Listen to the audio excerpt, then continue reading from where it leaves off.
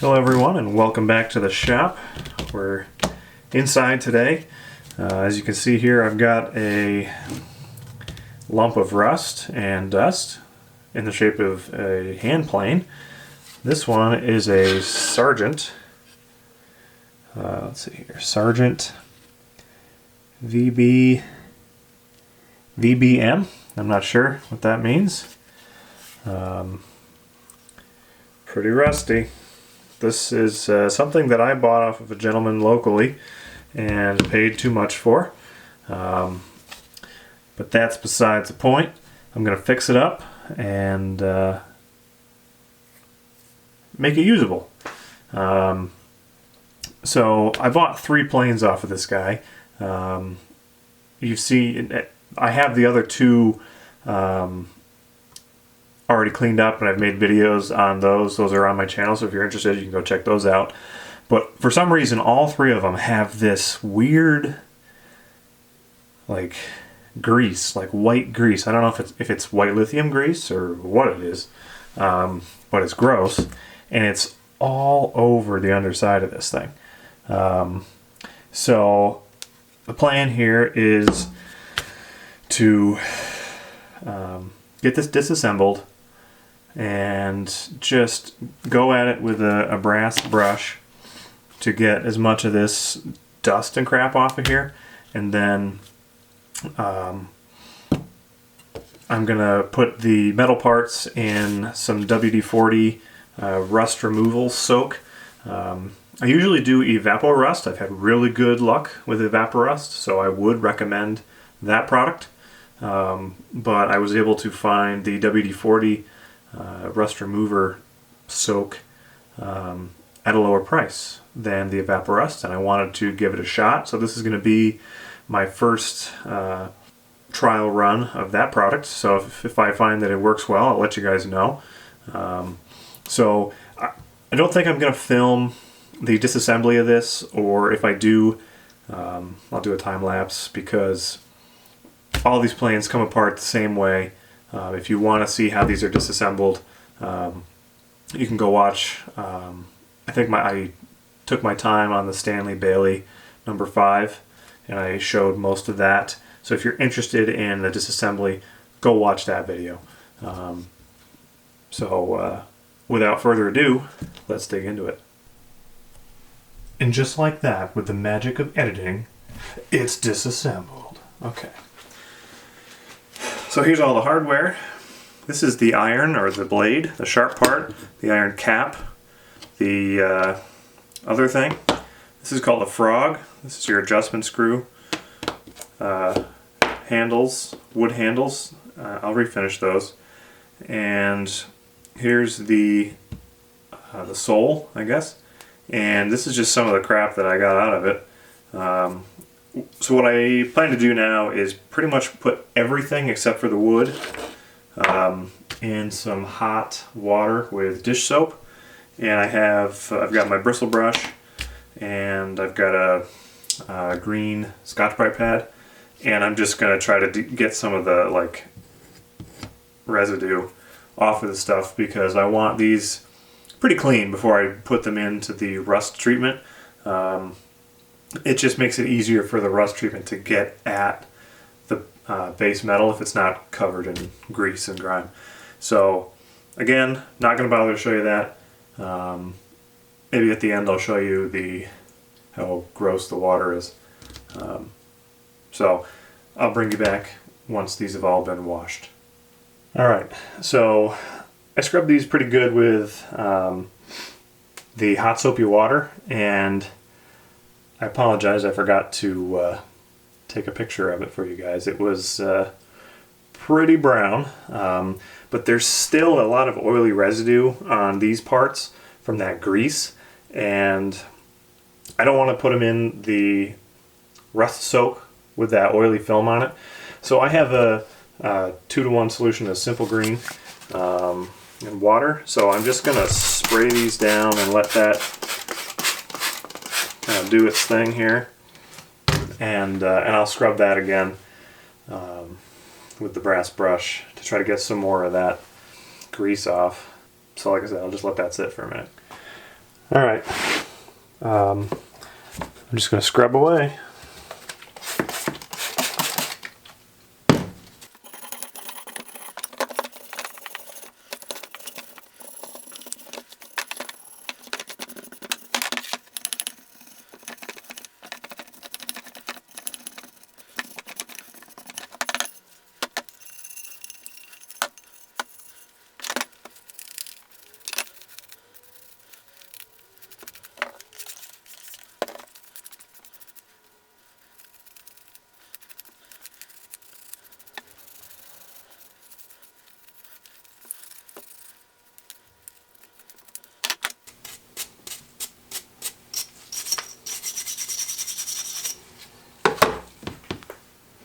Okay, all these parts are going to get rinsed with hot water, and then I'm going to go chuck them in some WD-40 rust soak.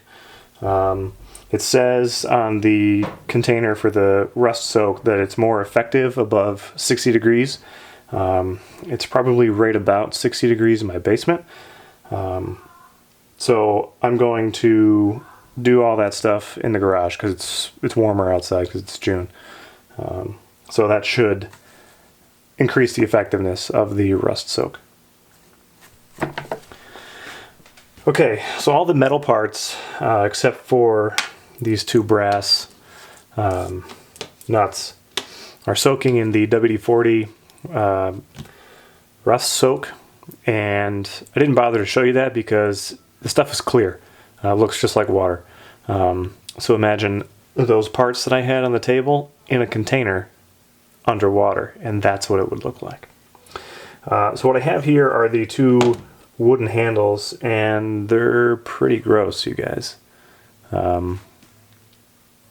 This one's missing a piece. It's chipped. That's not a big deal. But they're filthy. The finish is worn and gone in some places, and it's oily and greasy in other spots, and they stink. They smell like cigarette smoke and dust. So what I'm going to do is just take some sandpaper. This is a piece of 150 grit. I'm going to cut little pieces off, and I'm going to sand these down to a natural finish, and once I get them down to a nice finish, an even finish where I'm happy, I'll work my way up to probably 400 grit, so it's really nice and smooth. And then somewhere over here I have some Howard's Butcher Block conditioner, and this is just a combination of mineral oils and natural waxes, and I really like the finish that this puts on wood pieces. It's just, I like it. You could do paste wax. Maybe I'll do paste wax. I don't know. I'll decide once we figure out, or when we get to that point. So all I'm going to do, like I said, is just cut some strips here.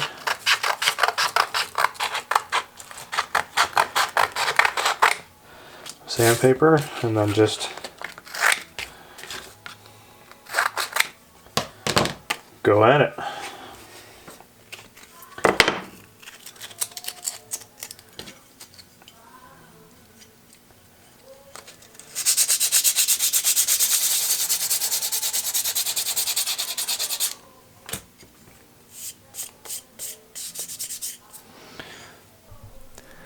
So you guys can see the line where I've sanded. This is the sanded part. This side is not sanded.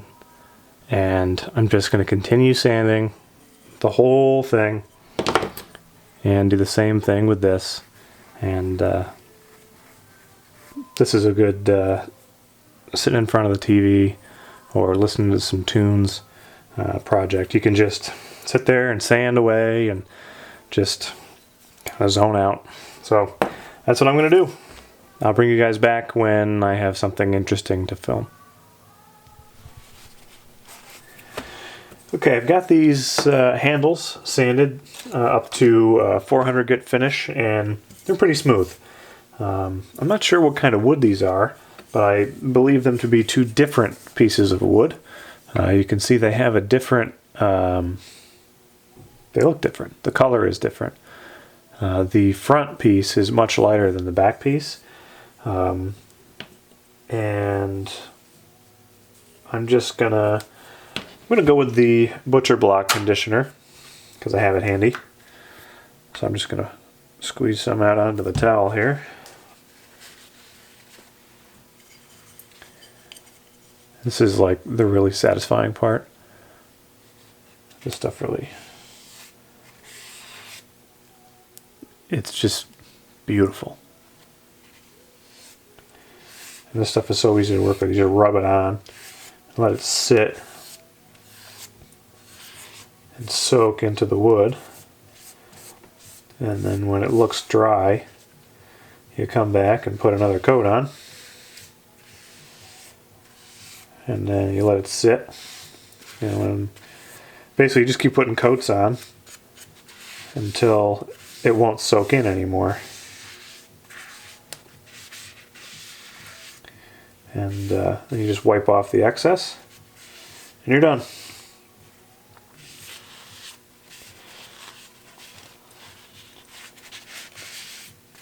This is a beautiful piece of wood. Once you put the conditioner on it, it just, I'm not going to be able to get it on camera, you guys, but just like the dimension, like the way the light comes off of this once it's been oiled, it's just gorgeous. I don't know if it's walnut or mahogany or what, but it's very nice.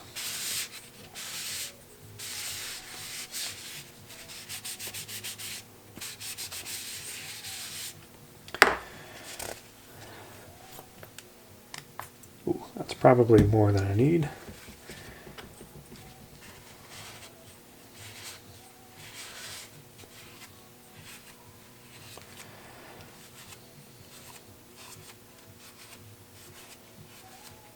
I don't know, maybe this is like beech or something, as opposed to the darker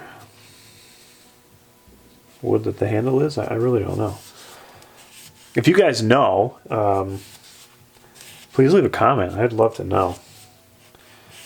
And why is it that they use different woods for the two different handles? Is it simply because the way this piece is turned in a lathe that this particular species of wood does better on a lathe than this, or is it because this is cheaper and that's got to be a good piece because that's the piece that takes the most abuse, and this can be cheaper, or what?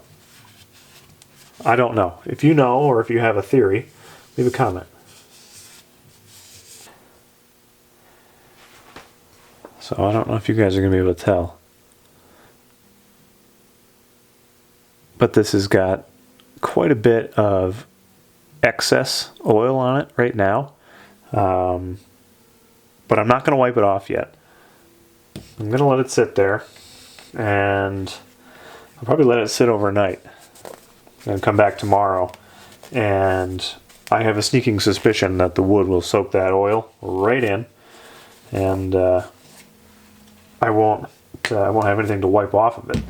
I'm going to leave this towel here also, because if it looks dry, I'll put another coat on it until after I let it sit for a while, it stays looking wet.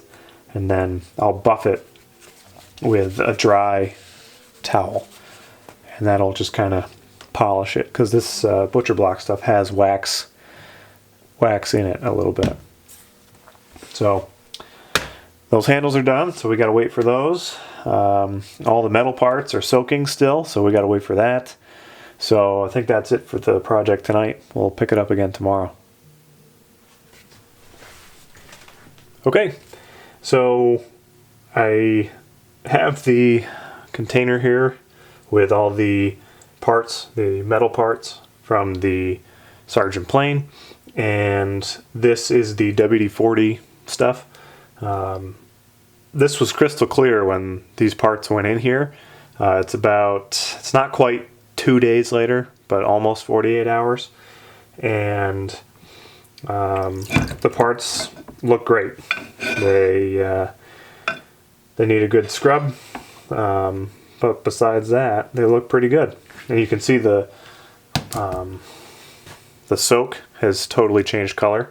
So all I'm going to do is take all these parts out and go over to my utility sink, and I'm just going to take my brass brush and scrub some of the loose stuff off, rinse them off with hot water, and I'll bring you guys back. Okay gang, here's the deal. All the parts look pretty good after a preliminary scrub with the brass brush. The rust came off pretty nicely. I'm happy with that. The frog and the sole or the base or the main body of the plane cleaned up pretty well, but what's going on here is the paint, the original paint that's on here is kind of like blistered up, and it has water underneath it in places. So what I need to do is probably strip the paint off of here. I mean, it's coming right off. It's just flaking right off. So I have some paint stripper.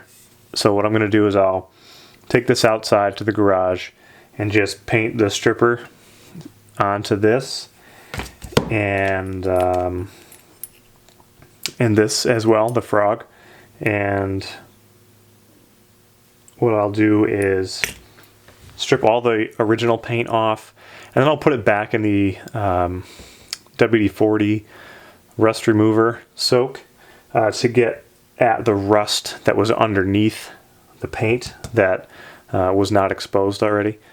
And once that's done, this will be bare metal, and I'll mask off the sides and the bottom, and I will paint the top, and I'll probably do the same thing here. I'll probably spray paint this. Actually, I'm not sure. I may just, it's not that big. I was gonna say, because this is like a complicated part with riveted, like this is riveted, so I can't get that off very easily. There's a pin here that I might be able to drift out, and this floppy thing might come out, but I don't want to damage it. So I think what I'll do is I'll just hand paint these with a brush. So the paint stripper needs a day to do its thing, so I won't bother showing you that because that's boring. So the next time you guys see this, it'll be stripped of paint. It will have soaked again to remove any rust that's underneath the original paint here, and I will have it all masked off and ready for paint. So I'll see you in a sec.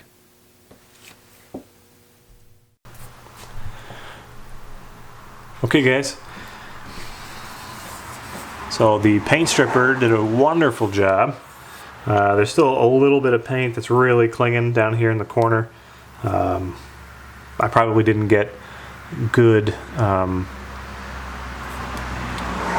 contact with the paint stripper down there, but it looks great. The plane looks great. I did soak it in Evapo-Rust again afterwards to get the rust that was underneath the paint, and I'm actually really impressed. The other plane, the Stanley Bailey plane, and the True Test plane that I bought from the same guy, they looked like the surface of the moon on the bottom. You know, they were so pitted and rusted.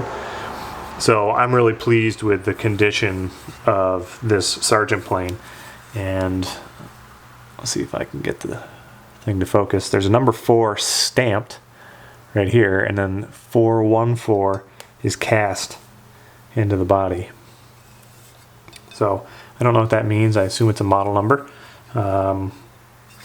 Anyways, I was gonna spray paint it, and be lazy, but I decided that because it's actually a really nice plane, I'm going to do a nice job painting it, and I'm going to use some Rust-Oleum gloss black protective enamel. I've had really good luck with this paint.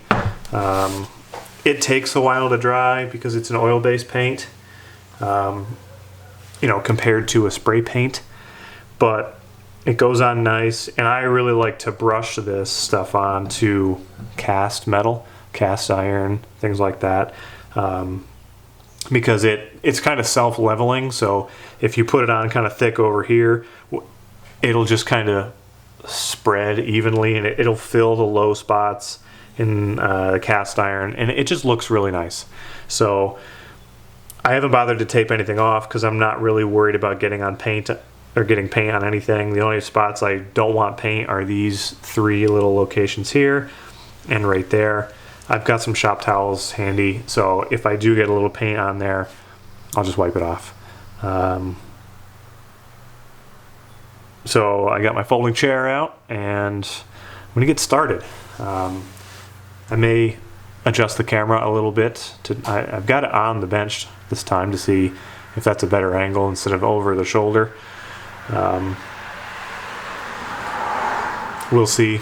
So I'm gonna paint this, and then I've got the frog here, and the paint on the frog was actually in decent shape. I mean, it's clearly worn off in a bunch of spots, but it's not flaking off like it was on the body of the plane. So I'm going to touch this up as well with the paintbrush, just to kind of neaten it up, give it a bit of a facelift. It doesn't need a whole lot. I'll show you this. I don't know if the camera will pick up on that, but right here on the bottom of the frog, it looks like the number 409 is cast in that. So that's, I don't know, interesting to me anyway. I always like to find different casting marks and things stamped in. I always think that's cool. So let me zoom us in here, and I'll bust the paint out, and we'll get painting.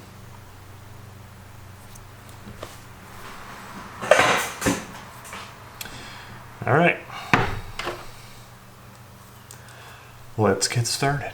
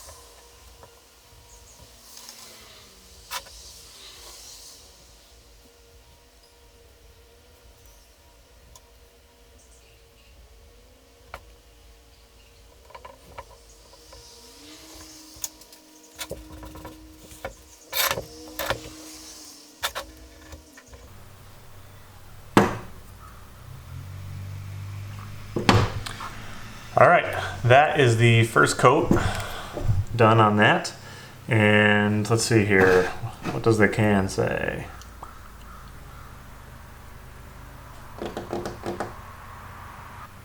Okay, it says I can recoat this in 24 hours. So what I'm gonna do, oh, missed a spot. What I'm going to do is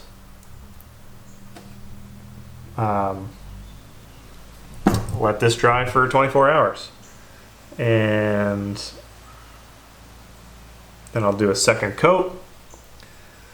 And that will probably be it for painting on this. So I'm going to set that aside for now, and I'm going to bring the frog over here, and I'm just going to touch this up.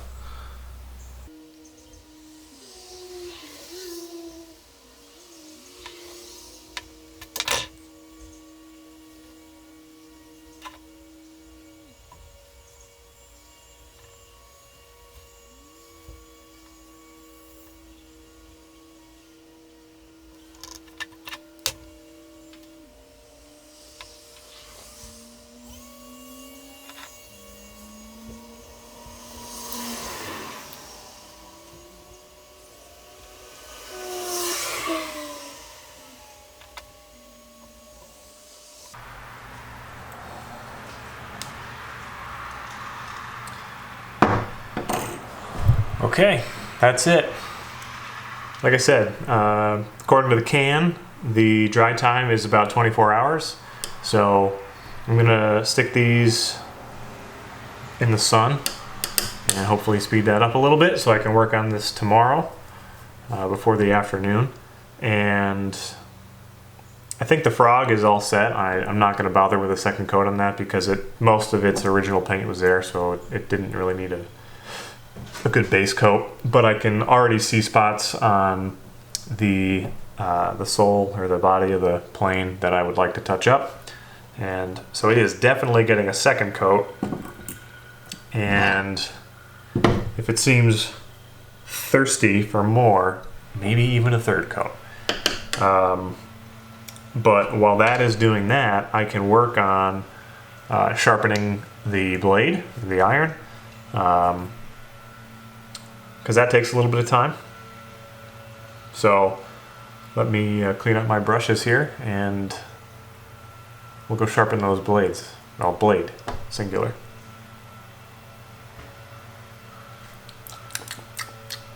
I usually just lick these clean. It's like brownie batter, but stickier.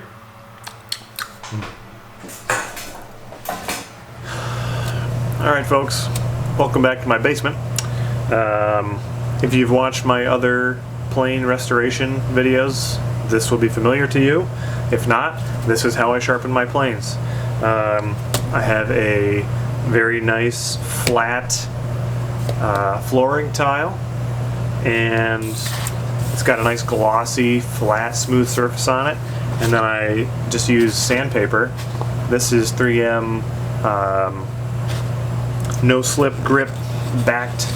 The sandpaper has a rubbery backing on it, so it like kind of sticks to the glossy surface of the tile. So it's awesome for sharpening edge tools, chisels, planes, that sort of thing, or flattening anything. The tile serves as a nice flat reference surface. Flat. It's not a granite surface plate, guys. It's a floor tile. Anyway, so what I like to do is I like to use good old WD-40 to wet the sandpaper, and that just helps float the metal particles out of the sandpaper. It'll be very faint, but the iron here does have a stamp in it, and it says Sargent. Let's see here. Sargent VBM number 414, New Haven, Connecticut, USA. So we got an American-made piece of iron here, so that's cool. What's not cool is the grind or the bevel that's on here. It's pretty bad. It's rough. It's got chips out of it. It is not square. It's kind of curved. So I don't know if they use this as like a scrub plane or what. But it's not. Let's see if I can show you guys. It's not a consistent. It's not consistent grind. It's garbage. So I'm gonna sharpen this and just try to even that out a little bit. I don't know that I want to do this much straightening by hand. I may use this as a scrub plane or something, because this is gonna be a lot of work. But anyways, here we go. So I'm just using the bevel as a reference to find that angle.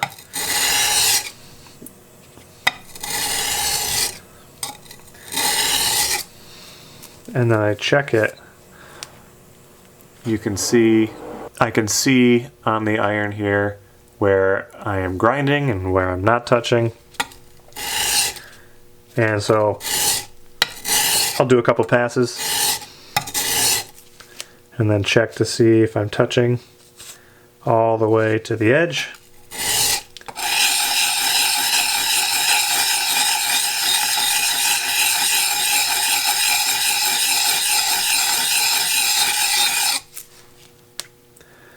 And I've got some work to do here, so I'll tell you what I'm gonna do. If you want to see this process, go watch my Stanley Bailey number 5 video. I do it in more, I give more detail, but I'm just dragging to get the edge more true and remove the chips, and then I will work my way up. This is 150 and I'll go up to 600 grit. For my purposes, that's sharp enough. I don't care to go to 1,000 or 1,500 or whatever. This is a really easy, affordable way to get really sharp tools, woodworking tools. It's worked for me. Your mileage may vary, but I like it. So this is what I'm going to do for probably the next half hour. So I'm going to turn the camera off, crank up some tunes, and get to work. Alright folks, it's several days later and the paint is dry, and picked up some magnets apparently. Got to put back together, and I got to tell you, it's been an interesting couple days. The plane looks really nice. I took some steel wool to all the fasteners and the hardware, and it looks really nice. It's got a nice shine to it again. The paint looks really good. I'm happy with that. But when I started sharpening the iron more, I discovered that somebody used like a bench grinder or some kind of power tool to sharpen the iron, and it was pretty bad. The iron, it's supposed to be square, right? So if we pretend the end of this ruler is the iron, the corners were rounded. So I don't know if he was trying to make a scrub plane out of it. I don't know. But it wasn't even straight. So the right side was stuck up higher than the left side. So much so that, there's the little adjusting lever on the back. This guy right here. So you can adjust the iron one way or the other. This thing was so out of whack that you had to adjust the lever all the way to the other side to compensate for that. So it's essentially useless. So I spent, I don't know, probably,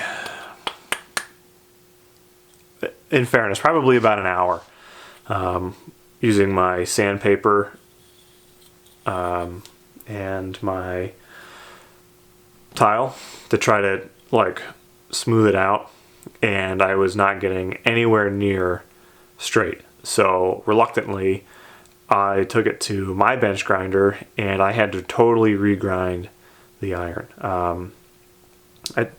Fortunately, I was able to, I think I did a pretty decent job of it. I'm happy with it. It's not perfect. This is not, you know, this will never be a collector's item, simply because of the damage done by the previous owner. I made it a usable blade. It was garbage when I got it. That's another one of those things, guys. Like when you're buying stuff from somebody off Craigslist or Facebook, don't worry about being too polite. I was too polite to really look at the things that I was buying. And so he just handed me a box and I handed him some cash and that was it. If I had bothered to take these apart a little bit and look at them, I wouldn't have bought the True Test plane. And this one, I would have offered him considerably less than what I paid for it, simply because of the condition. I was buying these under the impression that they just needed a bath, you know, and a little soak in evaporust, and boom, I'm done. That wasn't the case. So live and learn. But this is a user now. I'm pretty happy with it. So I've learned a couple things. Excuse me. Now that I have it back together, it will be difficult to see, but right under the adjustment screw here, you know, you can't see it, but it says 414. That's the model number of this plane, I believe. And again, I seriously doubt you'll be able to tell, but here on the iron, let's see if I can, give me a second to play with the focus. All right. I'm sorry, you guys, but I cannot, it's too faint. It's stamped. It says Sargent. Hold on. Like even I'm struggling to see it. Sargent VBM 414. I don't know what VBM stands for. If you know, I'd love it if you would leave a comment. Because like I said, I don't know what that stands for. But it's here also on the lever cap. It says Sargent VBM, and the 414 I believe is the model number. And it's a good user. So here I have my Wilcox woodworking vise that I did a bit of a restoration on, and in it I have a piece of maple. And let's make some curls.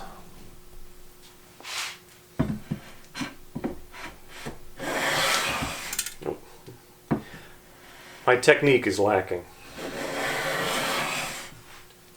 As you can see, I can get very nice blurry curls.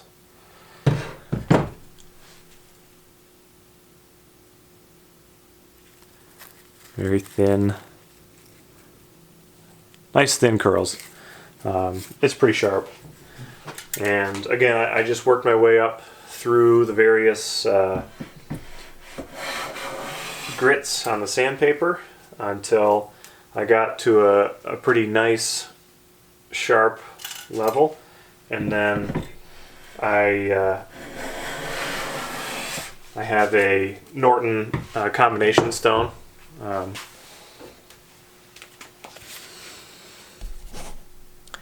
Gonna Norton sharpening stone. I couldn't tell you what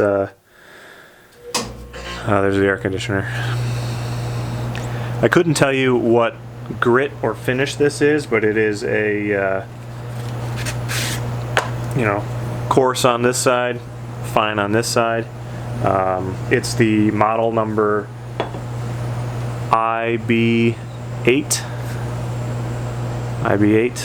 focus, and if we believe the box, this one is from 1977. But anyway, once I had it sanded to the point I wanted, I just did a couple of laps on the fine side, and it's hair shaving sharp. I did shave a little bit. So like I said, I'm pretty happy with it now that it's done. I'm gonna wait till the air conditioner's done. Okay, sorry about that. It's toasty out, so the air conditioner runs. Where was I? Sharp. So I made it sharp. I have gone into more detail on my sharpening technique in the Stanley Bailey plane restoration. I have the Bailey here. This is a cool one. This has got the corrugated bottom, and I believe this one is over 100 years old. So if you're into hand planes, check out my Stanley Bailey number 5 video. That's a good one to watch. Anyways, I hope I don't get demonetized for rubbing my wood. It's just so smooth. You just want to keep rubbing it. Anyway, that's it for this one. That is the Sargent 414 plane.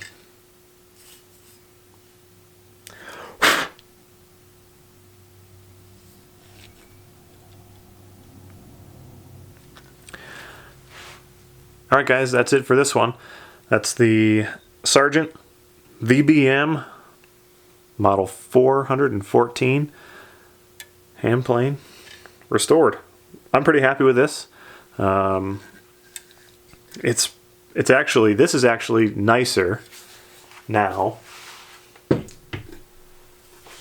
than the Bailey number 5, which I put considerable effort into cleaning up. I think I'm gonna have to do a little bit more work on this one. I wanted to leave. I don't know. Maybe I won't. I'm gonna leave it for now. Maybe. I don't know. Maybe. Anyways, thanks for watching. If you stuck it out to the end, I know these videos always seem to kind of meander and ramble, but such is life. And oh, hello. Come here, you. This is Remy. Remy says, put me down.